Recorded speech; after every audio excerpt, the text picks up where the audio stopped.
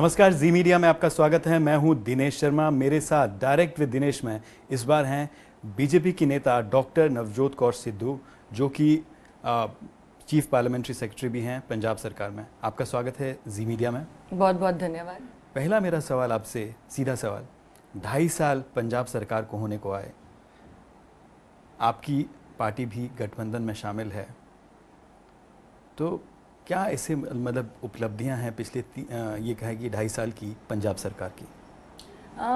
पंजाब सरकार के बारे में ना बोलूं तो वो सरकार बोले तो बेटर है। मैं एज अ CPS अगर बोलूं तो अपने हलके में आई कुड रियली मतलब मैं चेंज कर सकी एक पॉलिटिशियन की इमेज को, जिस कारण मैं पॉलिटिक्स में आई थी।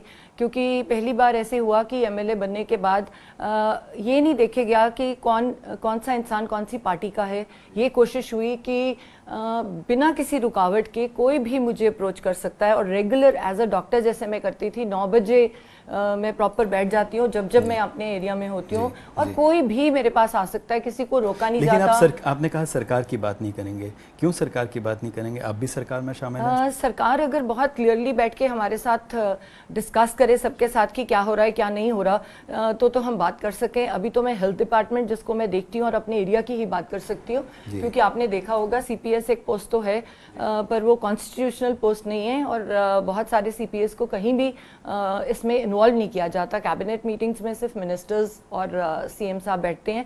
सो ऑन पेपर ना हमें कुछ मिला है कभी किसी भी MLA को कि हमने ये कर लिया और ये आया है। वो हायर लेवल पे आई थिंक पंजाब में एक ही फैमिली रूल करती है और वो ही फॉर्म्स बनाती है, रिफॉर्म्स भी वही करती है, और उसका आउटपुट भी उनके पास होता है, कितना पैसा आया, वो कहाँ गया, कहाँ लगेगा। हमें तो सिर्फ अखबारों से या बाहर से पता चल जाता है कि हाँ जी पंजाब में ये हो रहा है। आपको कहीं शामिल नहीं किया जाता बैठकों में, या फाइल्स वगैरह आपके पास नहीं आती? नहीं, बिल्कुल भी नहीं आती। बीइंग अ डॉक्टर मुझे कोई फाइल ही नहीं आती जिसमें हम एक बनाते हैं, नीति बनाते हैं हेल्थ के लिए, कैसे उसको सुधारना है। मीटिंग में बुलाया जाता है जहाँ पे आधा घंटा, वो 4 महीने के बाद एक मीटिंग आती है, उसमें आधा घंटा तुमने प्रेजेंटेशन देखनी है जो IAS ऑफिसर्स ने तैयार की हैं। वो भी नहीं मिलते क्योंकि वो मोस्टली CM ऑफिस में होती हैं, फोन्स ऑफ होता है। हम आते हैं 2-3 दिन यहाँ पे, कुछ काम तो मिलता नहीं है और फिर चले जाते हैं। तो जो हम कर सकते हैं अपने एंड पे कि हॉस्पिटल्स को हमने बहुत चेक किया, उसके कारण जो बाहर से ड्रग्स लिखी जा रही थी वो कम हो गई। बहुत पीछे पड़ के हमने 250-300 ड्रग्स सप्लाई कराई। लेकिन उप मुख्यमंत्री ने कहा कि अमृतसर के लिए 250 करोड़ रुपए खर्च किए जा चुके हैं, और अगले कुछ वर्षों में 2400 करोड़ की जो योजनाएं हैं वो वहाँ पर चल रही है, और आप 100 करोड़ पे अटके हुए। मैं आपके साथ चलती हूँ, आप मेरे एरिया में चले, मैं ग्राउंड लेवल की बात करती हूँ। बड़े प्रोजेक्ट्स को उसमें मैं नहीं गिनती। I am not concerned about a BRTS project और गेटवे अमृतसर का जो ऑलरेडी इतना सुंदर गेट बना हुआ था उसको नया बनाया जा रहा है 7 करोड़ पे। जबकि बड़े प्रोजेक्ट्स को छोड़ के BRTS तो बाद में चलेगी। जो लोकल बसेस हैं अभी वो नहीं चल रही, क्योंकि जहां वहां पे इतने इलीगल ऑटो रिक्शाज हैं जिन्होंने जाम किया हुआ है, और ट्रैफिक पुलिस तो कहीं है ही नहीं, कोई ट्रैफिक रूल है ही नहीं। अभी तक हम राइट ओवरटेकिंग को नहीं कर सके, हाईवेज पे भी नहीं कर सके। मैं तब तक नहीं मानूंगी कि इलाके में पैसा लगा है जब तक लोगों के पास बेसिक फैसिलिटीज ऑफ सीवरेज, मैं बात कर रही हूँ घर घर में सीवरेज की, वाटर सप्लाई क्यों नहीं हो पा रहा है? क्यों नहीं हो पा रहा? बेसिक फैसिलिटीज क्यों नहीं आ पा रही हैं? क्योंकि देखो, या तो विजन मुझे तो समझ नहीं आता, या तो बैठे तो हम समझाएं अपने दुख दर्द, या तो विजन में फर्क है, या जो वो हमारी जो कॉरपोरेशन है उसको कहीं से फंड मिले। वो तो 3.5 साल से डिफेंक्ट बैठ के कह रही है वो पैसा तनख्वाह नहीं दे पा रही है, उसके पास सीवरेज का ढक्कन बदलने के लिए 10 दिन पैसा नहीं होता। मुख्यमंत्री आपको अपनी पुत्री की तरह मानते हैं, उसके बावजूद भी इस तरह आप जो कह रहे हैं कि काम नहीं हो पा रहे हैं, एक तरह से दुखी लग रही हैं आप। देखो, मैं लड़के काम कर रही हूँ, मुझे बहुत अच्छा लगता कि अगर सच्चे दिल से वो मुझे अपनी बेटी मानते। नवजोत सिद्धू को भी उन्होंने बहुत प्यार से अपना बेटा माना, और बहुत प्यार से एक बहुत जो चाणक्य नीति कहते हैं ना, वो चाणक्य नीति चला के उसको पंजाब से बाहर किया। अब एक ये वो इंसान ऐसा था जो सिर्फ अमृतसर का भला करना चाह रहा था, वो पंजाब में एज सच इंटरफेयर नहीं करता था क्योंकि वो मेंबर पार्लियामेंट था। पर तब से वही नीति बनी, वही चाणक्य नीति मुझ पे चल रही है कि, और उसमें बेस्ट पार्ट ये होता है कि हर पार्टी में अब मुझे बीच में रह के समझ आ गया है, करप्शन इतनी रैम्पेंट है कि इसमें कोई पार्टी नहीं है छूटी हुई, ये सब इकट्ठे हैं। प्लान करके किसी को मारते हैं, प्लान करके गुंडों को जिताते हैं। पहले आप कहती थी कि अगर 2017 में गठबंधन नहीं टूटा तो सीट छोड़ देंगी। अब आप कह रहे हैं कि अगर गठबंधन नहीं टूटा तो आप पार्टी छोड़ देंगी। ऐसा क्यों दुखी हैं आप? नहीं, मैंने ऐसा नहीं कहा। कि मैंने ये कहा कि अगर गठबंधन रहता है तो मैं इलेक्शन गठबंधन की तरफ से नहीं लड़ूंगी। मैं पंजाब की सेवा करने आई हूं। अगर मुझे मौका मिला, मैं प्रेजेंट में जीती हूं। अगर भगवान ने, क्योंकि मैंने अपना मेडिकल प्रोफेशन छोड़ा है, मैं एक वर्कaholic हूं। मुझे ऐसे आदत नहीं है जो लेडीज की किटी पार्टीज की होती है और वो हमारे घर में वो नहीं चलता। तो हम तो या भगवान का नाम लेंगे और या सेवा करेंगे जो सेल्फलेस सर्विस होगी। सेल्फलेस सर्विस का मौका मिला तो जरूर करूंगी, नहीं मिला तो मैं अपनी स्पिरिचुअल लाइन में जाना चाहूंगी और एक एनजीओ की माध्यम से लोगों की सेवा करूंगी। जी, एक तरफ आप विरोध करती हैं पंजाब सरकार का और दूसरी तरफ पंजाब सरकार में शामिल भी है। विरोधी कहते हैं कि अगर इतनी ही आप दुखी हैं, इतनी परेशान है तो इस्तीफा क्यों नहीं दे रही? ये तो गलती है, यही तो चालाकी है इनकी। जब तक आप कुर्सी पे बैठे हो तब तक तो तुम लोगों की आवाज हो। सड़क पे जाते को कौन सुनता है? ये तो चाहते हैं कि इतना दुखी करो इंसान को कि वो कुर्सी छोड़ के भाग जाए, उसके अगेंस्ट ऐसा प्रोपेगेंडा हो कि वो।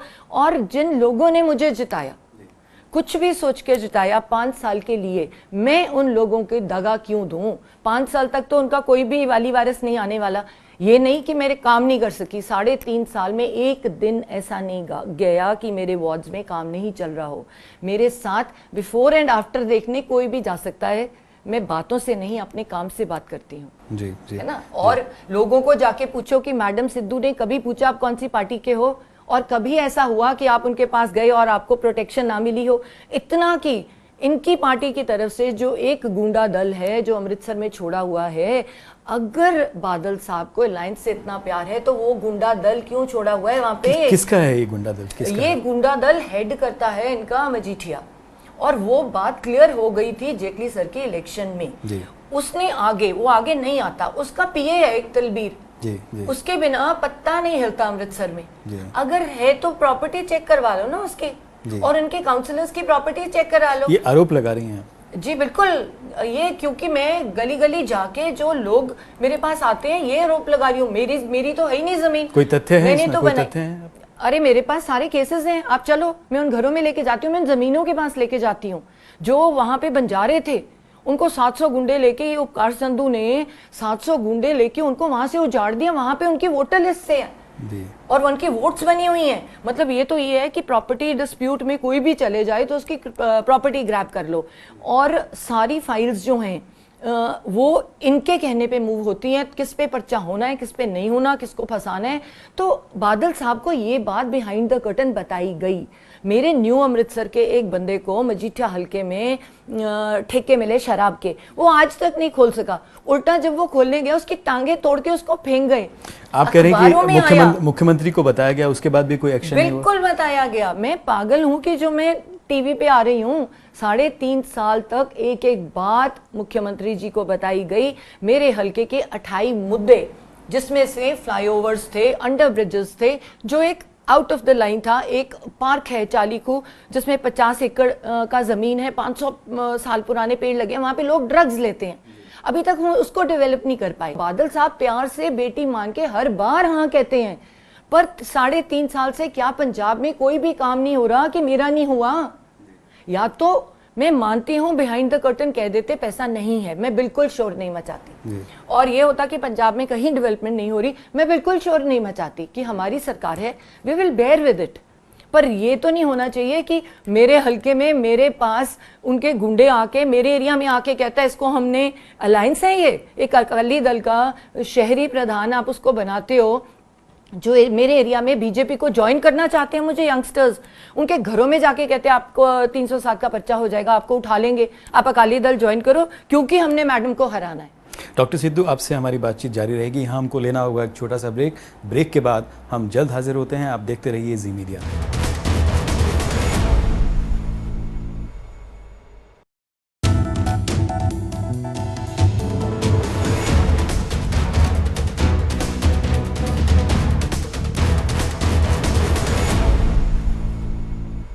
ब्रेक के बाद डायरेक्ट विद दिनेश में आपका स्वागत है। मेरे साथ हैं बीजेपी की नेता डॉक्टर नवजोत कौर सिद्धू।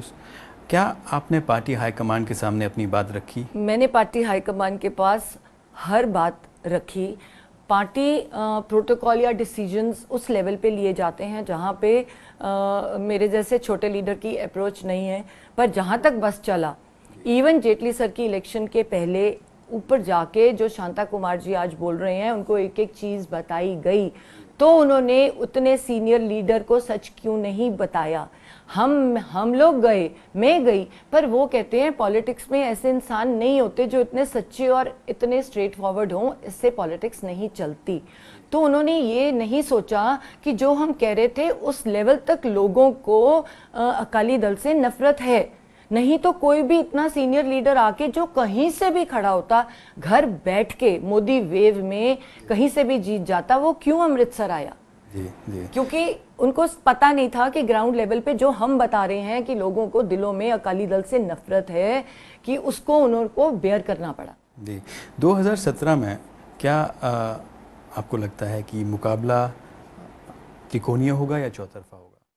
अकाली दल का हमेशा यही प्लान रहेगा कि जितनी मैक्सिमम पार्टीज़ हैं वो उसको स्प्लिट करके लड़ाएं, क्योंकि वो स्ट्रैटेजी होती है एक जीतने की कि आपस में सबको लड़ा के रखो और खुद बीच में से निकल जाओ।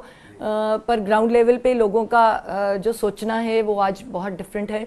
पहले इलेक्शंस पैसों से जीती जाती थी, आज लोग इतने सयाने हो गए हैं कि आई होप और सयाने हो जाएं कि पैसा भी ले लेते हैं और वोट भी नहीं डालते। मैनेजमेंट का ज़माना है, आपको नहीं लगता कि अभी भी लोगों का ये मानना है कि मैनेजमेंट में जो है पंजाब के जो उप मुख्यमंत्री हैं वो बहुत माहिर हैं? बहुत ज़्यादा माहिर हैं, और इसमें जो हमारे डिप्टी सीएम हैं वो भी बहुत माहिर हैं। और उसमें ये तो एक अप्रिशिएबल पॉइंट है, क्योंकि ये बहुत अच्छा पॉइंट है कि चाणक्य नीति के बिना तो तुम इट्स अ नीति, अनलेस यू फॉर्म, अगर सोच के ऐसे एक नीति नहीं अपनाते तो तुम जीत ही नहीं सकते। It is very nice, but then उसके साथ साथ अगर आप अच्छे काम करो और लोगों को खुश रखो तो फिर बहुत आसान नीतियों से तुम जीत सकते हो। ये नहीं होना चाहिए कि तुम सिर्फ नीति की बात करो और ग्राउंड लेवल पे आप एटलीस्ट हम जैसे एमएलएस को जिनके ऊपर कोई दाग नहीं है उनको तो अपना बना के चलो। आप लोग तो हमारे पीछे डाल के हमें हराने पे लगे हुए हो, तो आप उन चोरों के साथ you prefer to work with thieves and not with us. Who are those thieves? There are many thieves. There are many thieves in the party and they are in all parties. और अगर आज कांग्रेस उठ के कह रही है ना कि मैडम से तो रिजाइन करें, तो कांग्रेस के रिप्रेजेंटेटिव्स विधानसभा में हैं, तो वो क्यों नहीं आवाज मारते? आप कह रही हैं कि आप ही की पार्टी में कुछ थीव्स हैं? हर पार्टी में कोई ना कोई थीव्स और बैड एलिमेंट्स होते हैं, और वो होते हैं जिनकी बिजनेस ट्रांजैक्शंस इकट्ठी होती हैं। आप जिनकी भी बात कर लो, सबका पता चल जाएगा, विद प्रूफ होता है कि आपका बिजनेस। आप जो आरोप लगा रही हैं, कौन है वो थीव्स आपकी पार्टी? देखो, जब तक ऑन पेपर प्रूव नहीं होता, ये सब एक वो होता है, it's up to agency to come and investigate. I can not talk of those things which are not proven. क्या पार्टी हाईकमान से आपने इस बारे में बात की कभी? पार्टी हाईकमान को हर कोई बात करता है, पंजाब के बहुत सारे लोग हैं जो जाते हैं और उनको हर कुछ बताते हैं, पर सबसे चालाकी की चीज़ तो ये है कि बीजेपी के काम नहीं होते और कांग्रेस का हर काम होता है, और उस कांग्रेस का काम होता है। इसका मतलब ये होता है कि कांग्रेस के भी जो कार्यकर्ता हैं उनको भी हमारे कार्यकर्ता की तरह बेवकूफ़ बनाया जा रहा है, क्योंकि ऊपर के leaders hand in glove with Akali leaders हैं, इनके बिजनेस इकट्ठे हैं, इसीलिए तो वो बोलते नहीं, उस लेवल पे नहीं बोलते जिस लेवल पे हम खुल के बोल सकते हैं। अगर ऑपोजिशन इतनी स्ट्रांग हो तो कैसे हो सकता है? क्या 2017 में बीजेपी को चुनाव गठबंधन में लड़ना चाहिए या अलग से लड़ना चाहिए? मेरी नीति राय कहीं भी मैटर नहीं करती और सिर्फ मेरे तक रहती है कि बीजेपी को हमेशा हर हालत में अकेले लड़ना चाहिए। जो हम लोग, हमारे जैसे लोग जो वाजपेयी जी के लाए गए लोग हैं, मेरे हस्बैंड को वाजपेयी जी लेके आए, मैंने बहुत सारी बुक्स पढ़ी, मैंने मोदी जी को फॉलो किया, मैं मोदी जी का एक एक वर्ड फॉलो करती हूँ। उन्होंने एक लाइन कही थी, मैं करप्शन करूंगा नहीं और होने नहीं दूंगा, मैं उस लाइन पे जीती हूँ। मैं वो वाली पार्टी पंजाब में देखना चाहती हूँ। प्रधानमंत्री नरेंद्र मोदी की आपने बात की, पिछले 1 साल के कार्यकाल को विपक्ष कहता है कि वो विदेश में रहे, विदेश यात्रा करते रहे, देश में कम घूमे। आप कैसे देखती हैं उनके 1 साल के कार्यकाल को?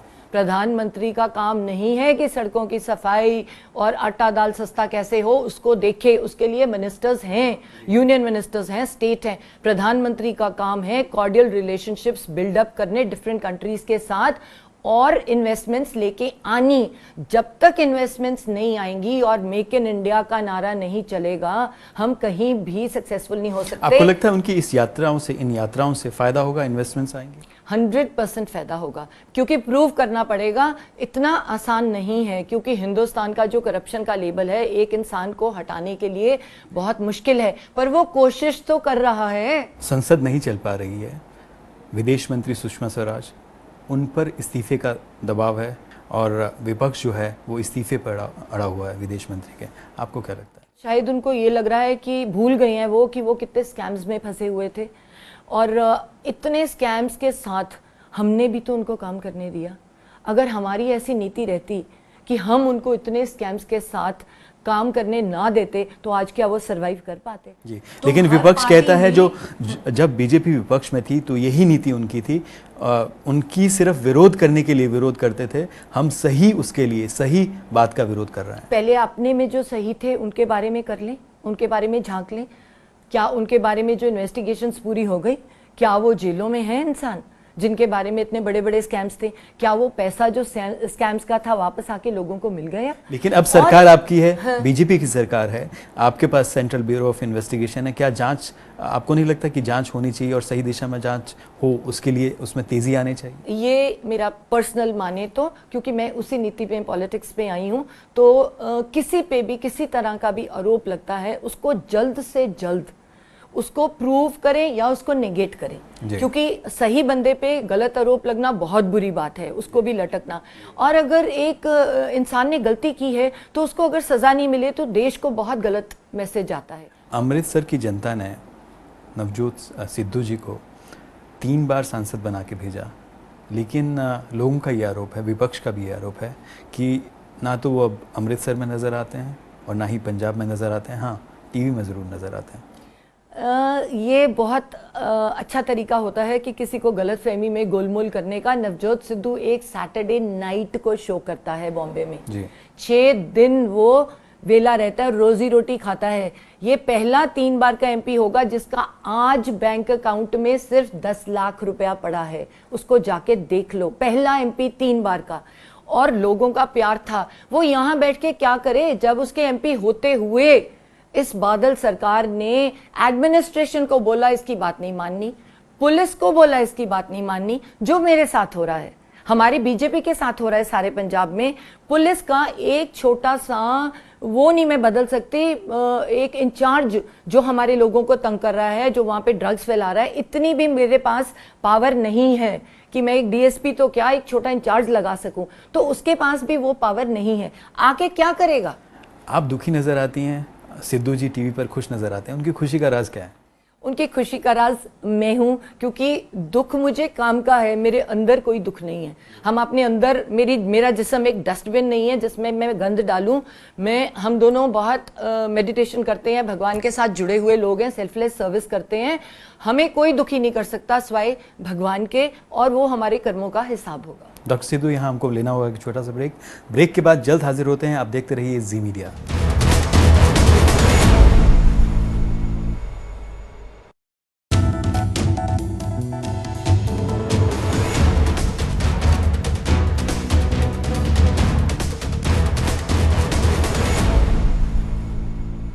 ब्रेक के बाद डायरेक्ट विद दिनेश में आपका स्वागत है। मेरे साथ हैं बीजेपी की नेता डॉक्टर नवजोत कौर सिद्धू जी। डॉक्टर सिद्धू, ड्रग्स का इशू पंजाब में एक बहुत बड़ा मुद्दा है। आपको लगता है कि वो मुद्दा कहीं ना कहीं अब भटक गया है, मुद्दा नहीं रहा है? वो मुद्दा कभी भी भटक नहीं सकता, क्योंकि ग्राउंड लेवल पे अगर ड्रग्स को हम दूर नहीं करते तो हमारा पंजाब खत्म है। क्योंकि इसके 2 पहलू हैं, एक तो ड्रग्स का रोक और दूसरा है लोगों को इससे निकालना। जो लोगों को निकालना है वो मैंने 6 महीने अपने एरिया में लगाए, और मैंने श्री रविशंकर जी से 9 स्वामी बुलाए, डोर टू डोर हम गए, 1800 बच्चा हमने नशा मुक्त किया। ट्रेजेडी क्या रही कि मैं बादल सरकार के पास दोबारा जाती रही कि इनको प्रायोरिटी पे कोई एक पायलट प्रोजेक्ट बना के इनको नौकरियों पे डाल दो, नहीं तो ये वेले बैठ के वापस जाएंगे। मेरी इतनी सी बात भी नहीं मानी गई और उसका पैसा 14 लाख रुपए ड्रग्स का मैंने अपनी जेब से खर्चा था। ड्रग्स यहाँ पर नहीं बनाई जाती, बाहर से आती है। केंद्र से सहयोग की बात वो कहते हैं। आपको लगता है कि केंद्र का इसमें एक अहम रोल है? सबसे ज़्यादा 75% रोल हमारी स्टेट का है, क्योंकि ड्रग्स की जो ट्रांसफ़र है वो हमारी लोकल बसेस में होती है, ट्रक्स में होती है, हमारे मिल्कमैन करते हैं, हमारे बॉर्डर से आती है। हाँ, हमारे बॉर्डर्स को और स्ट्रांग बनाने के लिए यूनियन गवर्नमेंट की ज़रूरत है। वो ड्रग्स कौन फैसिलिटेट करता है, किसकी होती हैं, वो किसी भी पॉलिटिकल पार्टी के लीडरशिप के बिना नहीं होती। जो लीडर्स, पॉलिटिकल लीडर्स उन मास परचेज के लिए रिस्पॉन्सिबल हैं, पहले तो जब तक उनको नहीं पकड़ा जाएगा सप्लाई आती रहेगी। सप्लाई क्यों आती है? सप्लाई हमेशा डिमांड बेस्ड होती है। कोई ऐसे पागल तो है नहीं कि क्रॉस द बॉर्डर तुम्हें इतने करोड़ की हेरोइन फेंक रहा है, जब तक वहां उठाने वाला ना हो तो वो उठाने वाले क्यों नहीं पकड़े जाते? तो वो उठाने वाले क्या पंजाब में ही हैं? वो पंजाब के लीडर्स हैं, डिफरेंट पॉलिटिकल पार्टीज के हेड्स हैं, और इसमें सारी पॉलिटिकल लीडरशिप इन्वॉल्व है। इसमें कोई भी ऐसा नहीं है कोई भी कि इस पार्टी का है या इस पार्टी का है। जो लीडर्स और जो उसमें लीडर्स में छोटे भी आते हैं, मंडल प्रधान भी आते हैं, जो भी जिसको कोई किसी तरह की भी लीडरी मिली हो, सरपंच भी आता है। तो जो भी लोग हैं जिस लेवल पे भी हैं, तो एक पॉलिसी तो बनानी पड़ेगी कि we will not spare them and at least उनको कुर्सियों से तो हटा के रखें जब तक वो एलिगेशंस। कौन बड़े नेता हैं इसमें? देखो, वो नाम बहुत सारे लोग दे चुके हैं, एक्स डीजीपी हैं, अगर वो दे चुके हैं कुछ नहीं हुआ तो मैं तो बहुत छोटी सी चीज़ हूँ और मैं बिना प्रूफ के कोई भी बात नहीं करती। मेरे पास कोई ऐसा प्रूफ नहीं आया कि इंसान कहे जी ये मेरे पास 25 करोड़ की है, इस लीडर की है, मैं तब बात करूंगी। मैं जनरल बात कर रही हूँ जो आती है और लोगों को पता है और हवा में। क्या पहले से आपने कभी सोचा था कि आप सियासत में, राजनीति में जाएंगी? क्या आपका सपना था क्या? कभी भी नहीं, और हम दोनों का तो बिल्कुल भी नहीं। और हमने फोन स्विच ऑफ करके नवजोत पाकिस्तान चले गए थे। वाजपेयी जी का पाकिस्तान ट्रेस करके उनको फोन आया, मैं आपको हुक्म दे रहा हूं, मैं आपसे पूछ नहीं रहा कि आप बॉर्डर क्रॉस करें और आप अमृतसर से लड़ें।